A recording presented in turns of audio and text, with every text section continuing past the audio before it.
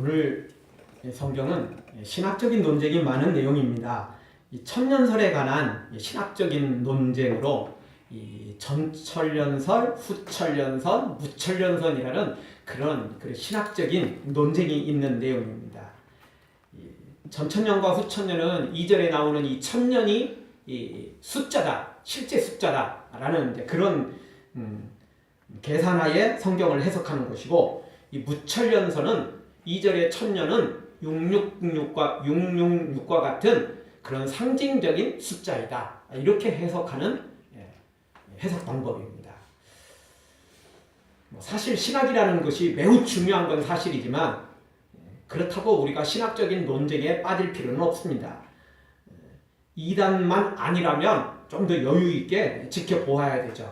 결론적으로 말한다면 후천년설은 신학적인 근거가 거의 없다고 봐야 되니까 그런 것들은 거들떠볼 필요도 없습니다. 그러면 이제 남은 건 두 개거든요. 이 전천년설과 무천년설입니다. 둘 다 나름 성경적인 근거들이 상당합니다. 요한계시록이 너무 어렵기 때문에 사실 우리가 완벽하게 해석이 불가능합니다. 그래서 이 두 가지 해석이 나름 성경적인 근거가 있습니다. 아까 말씀드렸던 것처럼 전천년성은 천년이 있다는 거죠. 이 천년 동안 왕노릇하리라는 그 천년, 실제 숫자로 보는 거죠. 무천년성은 그걸 상징으로 보는 거죠. 상징으로 보는 것은 뭐냐면 상징이기 때문에 신약시대 전체를 가리킨다, 그렇게 보는 것입니다. 그러나 이 두 가지 그 이론은 사실 다른 것 같지만 사실은 같습니다. 그게 상징이냐 아니냐, 그게 천년이냐 또는 신약시대냐는 그 차이일 뿐이지, 실제로는 말세 중에 말세에 사탄의 공격이 대단하지만 결국은 성도가 승리한다. 결국은 예수님이 재림하시고 우리 모두 천국에 들어간다. 그 다 동일한 내용입니다. 예전에는 우리나라 신학자들 중에 이 전천년설이 다수를 차지했습니다. 그러나 지금에 와서는 이 무천년설이 많아지고 있죠. 사실 이 무천년설은 칼빈이나 그 이후 초기 칼빈 신학자들이 다수 주장했던 내용들입니다. 다만 우리나라는 일제강점기 시절을 지나고 또 6.25를 지나면서 진짜 말세인 줄 알았어요. 진짜 내일 모레 예수님 오실 줄 알았어요. 그래서 우리 그 일제강점기 시절에 6.25를 지나가면서 우리 선조들이 불렀던 찬양 중에 진짜 막 이상한 구름만 떠도 예수님 오신 줄 알았다고요. 왜? 너무 심했거든요. 수많은 순교자의 그냥 앞이 깜깜했잖아요. 나라와 민족, 교회 다 너무너무 힘들었어요. 정말 이 성경에 나오는 초대교회의 그런 핍박 못지않게, 절대 그것보다 가볍지 않게 그렇게 심했던 때였죠. 그리고 실제 우리 신약성경에도 보면 제자들이요, 진짜 내일 모레 예수님 오시는 줄 알았어요. 그렇게 다 그렇게 근신에서 깨어서 그렇게 복음 전하며 살았던 거죠. 그래서 우리의 선조들도 일제강점기 시절을 지나고 6.25를 지나가면서 너무나 많은 순교자를 발생했고, 그리고 너무나 큰 핍박을 받다 보니까 내일 모레 예수님 진짜 오시는 줄 알았다고요. 그러다 보니까 이 전천년설이 대두될 수밖에 없었어요. 왜냐하면 이게 천년이라는 숫자가 금방 다가오니까 이게 내일 모레 예수님 오신다, 그게 더 훨씬 우리에게 더 뭔가 이렇게 절절하고 그리고 느낌이 더 강하게 오기 때문에 그랬던 거죠. 근데 무천년설은 상징이고 신학시대 전반이니까 이 예수님이 언제 오실지 모른다라는 좀 막연한 느낌이 있는 거죠. 옛날에는 이 소수의 신학교 교수들이 전해주는 그 신학적인 지식 때문에 대부분 조금 이제 교회 다니신 지 좀 된 분들은 이 박형룡 박사 또는 박윤선 박사, 정말 유명한 분들입니다. 다 고인이 되셨지만 우리 한국 그 교회 신학계에 정말 이 두 분을 빼놓고는 더 이상 설명이 불가능할 정도죠. 그러니까 이런 분들도 역시 사실은 칼빈의 그 정통적인 신학에 보다는 어떻게 보면 우리나라 상황에 맞는 신학을 좀 더 강조할 수밖에 없었던 거죠. 그러나 이제는 그 외국 서적들 많이 번역되고 또 설사 원래 원어로 돼 있는 원본으로 돼 있는 것이라 할지라도 이제는 다양한 신학자들이 해외에 나가서 공부하고 돌아오니까 다양한 신학을 우리에게 전해주게 됐죠. 그러다 보니까 무천년설이 칼빈과 그의 우리가 칼빈 신학을 하는 우리에게 더 많이 주장되었던 더 근거가 더 많은 신학이라는 것들을 이제는 조금 알게 됐죠. 그래서 이제는 뭐 다양한 이제 그 신학을 우리가 접할 중에 이 무천년설이 조금 대두는 되고 있습니다. 뭐 저도 개인적으로는 무천년설에 가깝지만, 그런데 사실 우리는 이게 전천년설이냐 무천년설이냐 뭐 이런 거 가지고 너무 논쟁할 필요는 없습니다. 왜냐하면 우리가 믿는 것은 전천년이나 무천년이 아니고 우리가 믿는 건 예수님입니다. 아멘. 우리가 믿는 것은 예수님께서 고난이 있지만 내가 너에게 찾아와서 재림해서 너를 천국으로 이끌어 가겠다. 내가 너에게 상급을 주겠다. 이 약속을 믿는 거지. 아멘. 무천년설이나 전천년설 이런 논쟁이 아닙니다. 그런 것들은 신학자들한테 맡기고 우리로서는 그냥 뭐 두 가지 다 근거가 있네. 우리는 뭐 어떤 것이 됐든 예수님 잘 믿고 하여튼 한 명이라도 더 죽고 가는 영혼 살리고 아멘. 더 충성해서 천국 가서 상급 받자. 아멘. 그게 우리에게 핵심이라고 볼 수 있습니다. 아멘. 사랑하는 성도 여러분, 이 필요 이상의 논쟁에 휩쓸리기보다는 매 순간 예수님께 집중하고 예수님께서 주신 약속을 붙잡고 믿음으로 달려가 승리하기를 주의 이름으로 축원합니다. 아멘. 오늘 말씀 통해서 우리가 첫 번째 생각해 볼 수 있는 것은 천사가 무적행 열쇠와 큰 쇠사슬을 가지고 사탄을 결박하였다는 것입니다. 예수님의 십자가를 통해 사탄의 머리가 깨어져 버린 것입니다. 그래서 사탄을 이제 완전히 결박할 수 있는 것입니다. 여러분, 우리가 누군가를 결박하려고 해도 본인이 도망가면 어떻게 하죠? 쫓아가서 그걸 결박하기가 쉽지가 않아요. 여러분, 그 범인들도 경찰들이 그냥 공포탄 쏘고 나중에 실탄을 쏴도 도망가는 놈들이 많잖아요. 본인이 도망가기로 작정하면 이게 잡기가 쉽지가 않아요. 월등히 그냥 월등히 뛰어나면 몰라도 그렇지 않으면 그게 쉽지가 않다고요. 근데 사탄이 쉽게 잡혀요. 너무나 쉽게 잡혀요. 이유는 뭐죠? 사탄의 머리가 깨어져 버렸기 때문에. 그래서 이게 치명상을 입었어요. 중환자실에 입원해서 시한부 인상이 돼버린 거예요. 더 이상 본인의 힘으로는 어떻게 할 수 없는 상황이 된 거죠. 자, 이 내용은 창세기 3장 15절의 예언처럼 성취된 것입니다. 창세기 3장 15절, 내가 너로 여자와 원수가 되게 하고 너의 후손도 여자의 후손과 원수가 되게 하리니 여자의 후손은 내 머리를 상하게 할 것이요 너는 그의 발꿈치를 상하게 할 것이라. 사탄은 예수님을 십자가에 죽임으로 발꿈치를 상하게 했을 뿐이에요. 예수님은 부활해버렸기 때문에 발꿈치만 상했던 거죠. 금방 회복됐어요. 근데 사탄은 어떻게 됐죠? 머리가 깨어져 버렸어요. 다리 하나 잘리면 그것도 참 힘든 일이지만 그래도 의족도 차면 그런 대로 걸을 수 있어요. 여러분, 장애인 올림픽 가보면 의족 차고도 엄청나게 빨리 달리는 분들 있잖아요. 여러분보다 더 빨리 달리는 분들이 있어요. 의족 차고도 말이에요. 그 의족 차고도 20초 안 넘어가고요. 그 10초 그 초반대에서 뛰는 사람들이 있더라고요. 와, 정말 대단합니다. 저도 달리기 못하진 않거든요. 저도 13초 때까지 뛰어봤습니다. 근데 아니 장애를 입어놓고도 아니 저만큼 뛰고 저보다도 더 그 고등학교 때 저보다도 더 빨리 뛰는 그런 장애인들도 있더라고요. 뭐 대단한 거죠. 근데 그런 사람들 도망가면 어떻게 잡겠어요? 근데 사탄은 너무 쉽게 결박당해요. 왜? 머리가 깨져버렸거든요. 도망갈 수가 없어요. 도망갈 수가 없어요. 그런데 천사가 무적행 열쇠를 가지고 그리고 큰 쇠사슬을 가졌어요. 안 그래도 도망갈 수도 없는데 큰 쇠사슬을 가지고 결박을 해놓으니까 이거 어떻게 되겠어요? 더 이상 방법이 없나, 빠져나갈 길은 없는 거예요. 뭐 나중에 회복이라도 되면 정신이라도 차리면 어떻게 해보겠지만 그럴 상황도 안 된다는 거죠. 근데 무적행 열쇠를 또 가지고 있죠. 천사가 왜 준비했습니까? 이걸 사탄을 완전히 결박하기 위해서 무적행에 넣기 위해서 이렇게 된 거죠. 그 예전에 그 동물의 왕궁을 여러분도 보셨을 것입니다. 여러분, 사자가 얼마나 무섭습니까? 사자 무리가 한번 등장하면 모든 동물들이 다 긴장을 하게 되죠. 뛰고 난다는 동물들도 사자 무리가 한번 등장하면 깨갱해야 됩니다. 그만큼 사자는 무섭죠.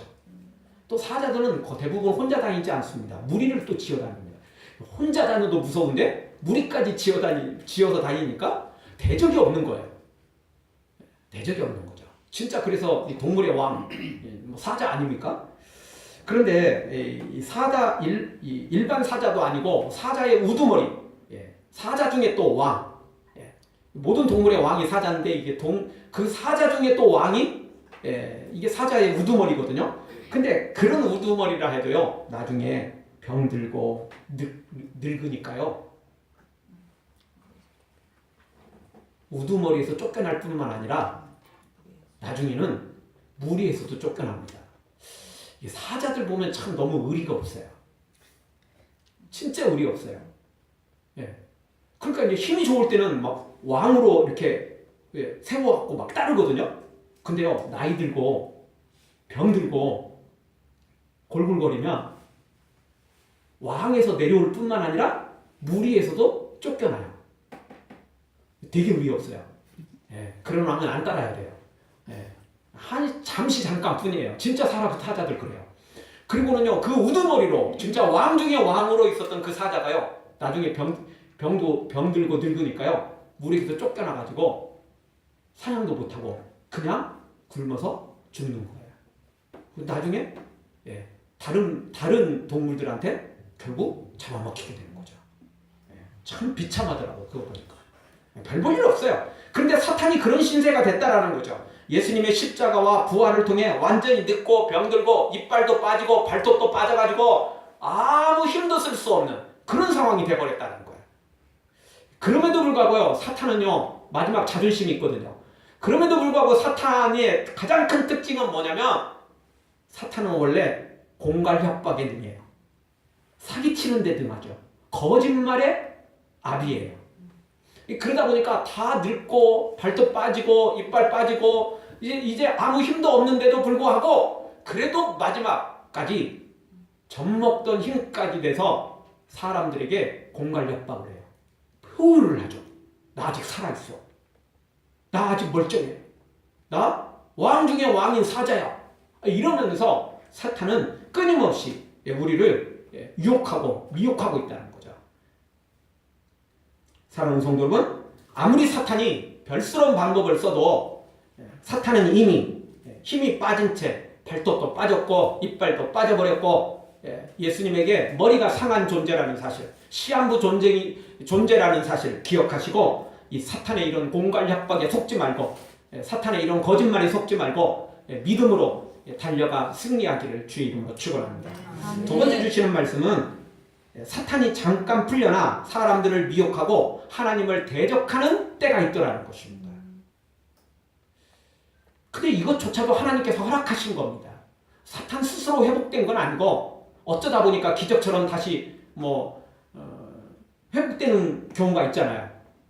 중환자실에 있다가 가족도 포기하고 의사도 포기하고 그러는데 결국 또 일어나는 사람들이 있잖아요. 이따금씩. 그래서 해에 토픽감이 되지 않습니까? 그런 경우도 있긴 있어요. 근데 여기 사탄은 스스로 어쩌다 회복된 건 아니고 하나님께서 마지막 기회를 주신 거예요. 물론 사탄이 이뻐서 기회를 주는 건 아니고 또 이 사탄의 이런 그 마지막 핍박을 통해서 진짜와 가짜를 나누기 위한 하나님의 그 섭리 가운데 있는 것입니다. 그래서 가짜들은 이런 사탄에게 속아서 이제 완전히 죄인의 길을 걷게 되고 믿음의 성도들은 이런 사탄의 공격을 이겨내서 천국의 영광을 완전히 당당하게 취하게 되는 그런 과정을 겪게 되는 것입니다.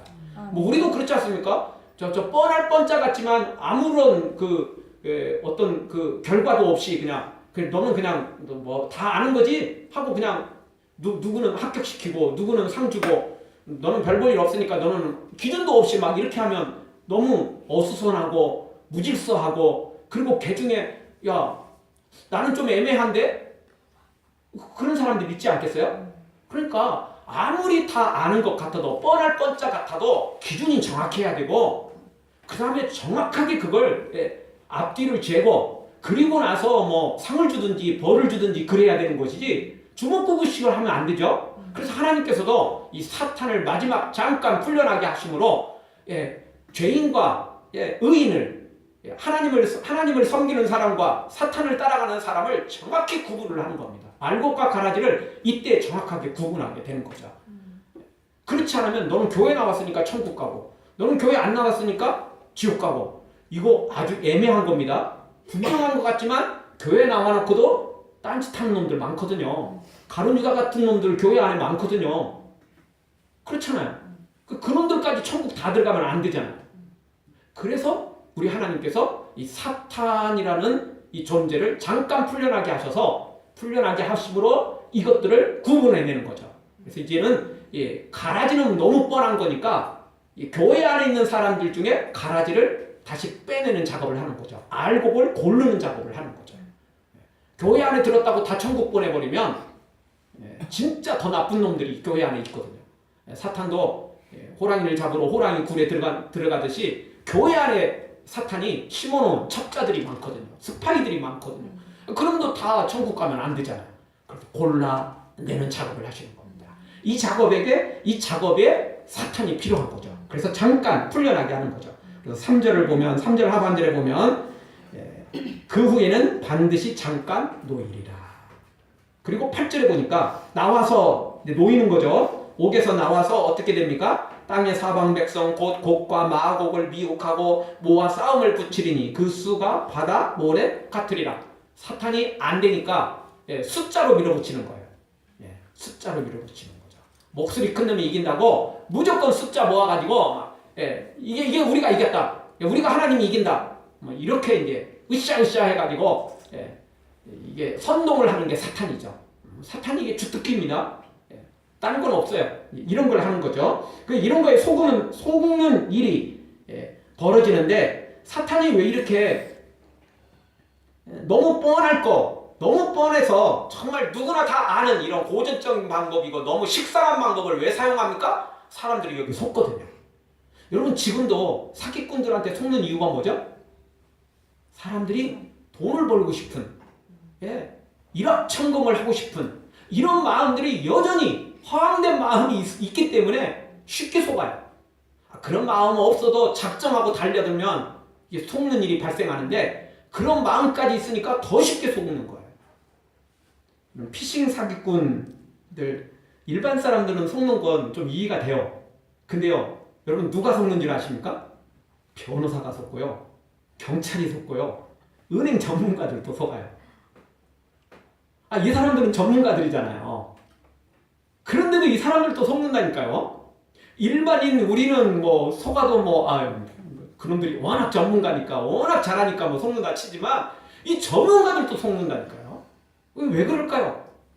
그 사람도 여전히 전문가지만 남은 가르쳐주고 주의하라고 말하지만 본인도 일확천금을 하고 싶은 거고 본인도 또 어떤 상황이 닥치면 정신이 하나도 없어지는 거죠. 그래서 너무 쉬운 거고 고전적이고 정말 식상한 것 같은데 그게 통한다니까요. 그래도 통해요. 여러분 사탄은 진짜 거짓말의 명수요, 시대의 사기꾼입니다. 그러니 이제 예수님에게서 머리를 상해서 더 이상 이제 힘도 없으니까 더더욱 사탄이 하는 건 뭐냐면 공갈 협박이고 사기치는 것이고, 안 그래도 전문가인데 힘도 없으니까 더더욱 이것에 집중하는 거죠. 그래서 사탄이 하는 건 뭐냐면 광명한 천사로 위장해가지고 천사처럼 사기를 치는 거예요. 적그리스도로 위장해서 내가 그리스도다라고 사람들을 사기치는 거죠. 공갈 협박을 또 하는 거죠. 그렇게 해서 사람들을 미혹한다는 것입니다. 세상 사람들은 거기에 속는다 할지라도 우리 믿음의 사람은 거기에 속으면 안 됩니다. 내가 예수님 말했는데 항상 우리가 점검해야 되고, 아무리 유명한 목회자라고 해도 아무리 환상을 보고 또 신유의 은사가 나타나고 예언과 무슨 기적이 나타난다 할지라도 진짜 예수님을 따르고 있는지, 진짜 예수님의 사람인지, 진짜 성경적으로 맞는 건지 확인하고 따라가야지.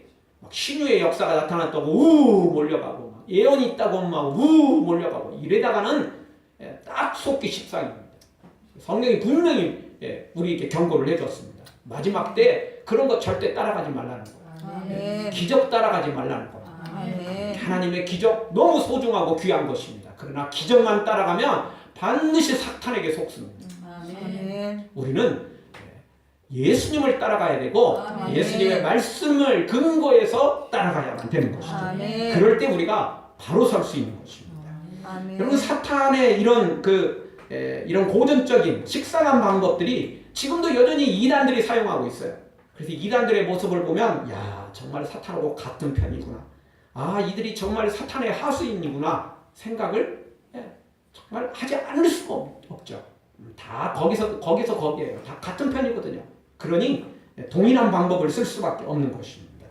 사랑하는 성도 여러분, 광명한 천사로 위장하고 사기나 치고 공갈 협박이나 일삼는 사탄임을 기억하시고 그런 사탄에게 속지 말고 하나님을 의지하고 말씀에 근거해서 핍박이 있어도 고난이 있어도 믿음으로 나아가 승리하기를 주의 이름으로 축원합니다. 아멘. 우리 다 같이 한번 따라서 한번 하겠습니다. 사탄의 속임수에 절대 속지 맙시다. 사탄의 속임수에 절대 속지 맙시다. 사탄의 공갈 협박에 속지 맙시다. 사탄의 공갈 협박에 속지 맙시다. 네, 사탄은 다른 걸 아멘. 못하니까 그것만 하는 거예요. 그것밖에 할 게 없어요. 그런데 그거에 속으면 안 되잖아요. 다 아는데 거기에 속으면 너무 불쌍하지 않아요? 너무 자존심 상하지 않아요? 우리 믿음의 자존심을 지키자고요. 예. 아멘. 믿음의 자존심을 지켜야 돼요. 사탄 별것도 없는데 이제 그런 사탄에게 속으면 안 되잖아요. 예, 멀쩡한 사탄에게 지면 그나마 뭐 변명의 여지라도 있지만 머리가 깨어져 버린 사탄에게 속으면 그런 사기꾼에게 희대의 사기꾼에게 속아 넘어가면 너무 부끄럽잖아요. 우리의 믿음의 자존심을 좀 지킬 줄 알아야 돼요. 마지막 세 번째 주시는 말씀은 그러나 사탄과 악인들은 불과 유황 못에 던져져 밤낮 괴로움을 받게 될 것입니다. 잠깐 놓였지만 그래서 미혹을 하고 있지만 그러나 이미 사탄의 결론은 예약은 끝나 있습니다. 10절을 보십시오. 10절 우리 한 목소리로 다 같이 한번 보겠습니다. 또 저희를 미혹하는 마귀가 불과 유황 못에 던지니 거기는 그 짐승과 거짓 선지자도 있어 세세토록 밤낮 괴로움을 받으리라. 아멘. 아멘. 사탄이 마지막에 당하는 결말은 불과 유황 못에 던지게 된다는 것입니다. 추운 날이나 또는 그 어떤 찜질을 하기 위해서는 내가 뭐 몸이 좀 안 좋을 때 찜질을 하기 위해서는 뜨거운 물이 필요하죠. 예. 몸이 좀 찌뿌둥한 분들 목욕탕 가서 온탕에 들어갈 때는 좀 처음에는 너무 뜨겁지만 조금 있다 보면 몸도 풀리고 뭐 그렇지 않습니까? 근데 그것도 뭐 5분, 10분 뭐 길면 뭐 그 정도 있으면 뭐 어떻게든 좋겠지만 거기서 1시간 있다고 생각해 보십시오. 찜질방 아무리 좋아하시는 분도 그 뜨거운 곳에 막 수증기가 막 일어나는 그곳에 1시간 있을 거라고 생각해 보십시오. 아, 그건 못하는 겁니다. 잠깐 그냥 들어가서 땀 쭉 흘릴 때 이런 때는 괜찮아요. 이런 때는 괜찮아요. 그럼 그것도 한 5분인 뭐 이 정도면 뭐 괜찮아도 그거 넘어가기 시작하면 벌써 이제 숨쉬기도 힘들어지고 더 이상 이제 뭐 어떻게 해볼 수가 없죠. 시원한 물을 한 잔 마시고 싶고 빨리 여기서 뛰쳐나가고 싶은 마음이 간절하지 않겠습니까?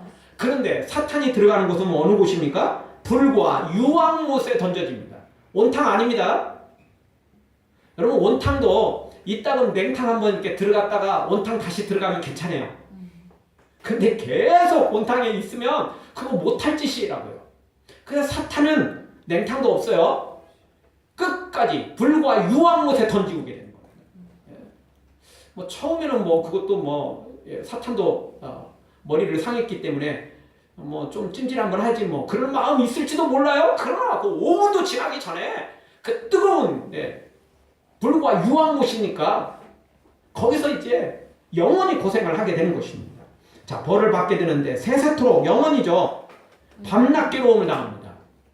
사람이 밤에 못 쉬면 어떻게 되죠? 살 수가 없어요. 살 수가 없어요. 낮에 좀 힘들어도요. 밤에 좀 쉬어야 돼요.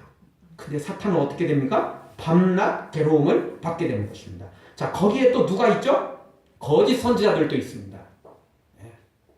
사탄도 아주 큰 심판을 받게 되지만 교회 안에 들어왔던 거짓 선지자들, 이게 사탄의 앞잡이들이죠. 진짜 스파이들이죠. 예, 이놈들도 이게 엄청난 대가를 치르게 돼 있습니다. 모든 죄인들이 다 이 대가를 치러야 되겠지만 특별히 사탄과 이 거짓 선지자들은 수많은 사람들을 유혹해냈기 때문에 천하보다 귀한 영혼을 지옥으로 끌고 갔잖아요. 그러니 그것에 대한 심판을 져야 되지 않겠습니까? 어떻게 보면 정말 천하보다 귀한 영혼들을 지옥으로 끌고 갔으니까 이 벌도 싼 거예요. 이 벌도 싼 겁니다. 얼마나 많은 영혼이에요. 그게 뭐 한두 명입니까? 뭐 수천 명입니까? 수만 명입니까? 인류의 우리가 시작부터 지금까지 이 인구가 얼마나 많은지 모를 정도예요. 그 많은 사람들을 데려갔으니 지옥으로 끌고 갔으니 이 정도도 진짜 이 정도도 싼 거죠. 이 정도도 싼 거죠.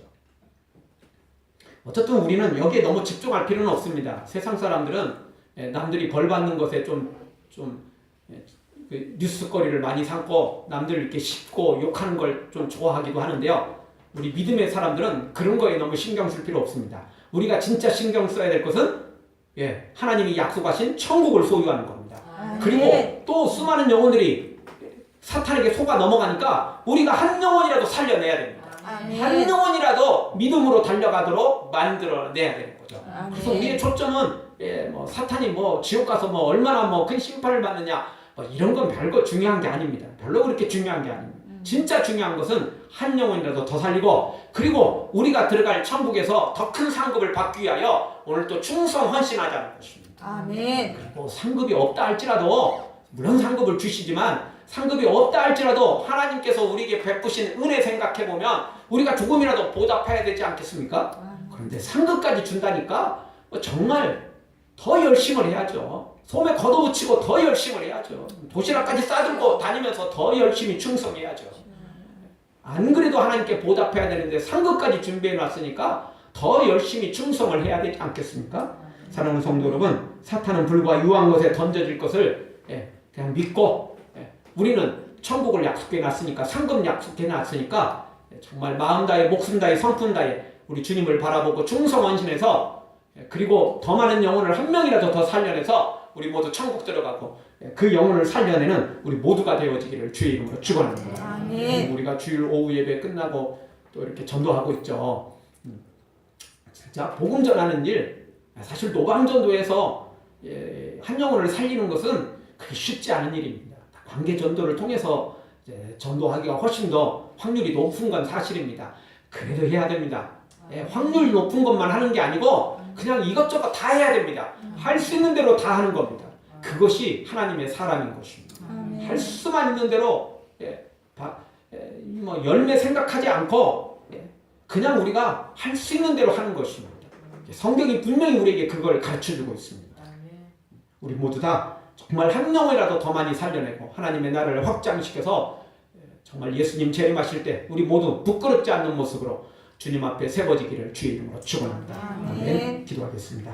통성으로 한 1분만 기도하며 나아가기를 원합니다.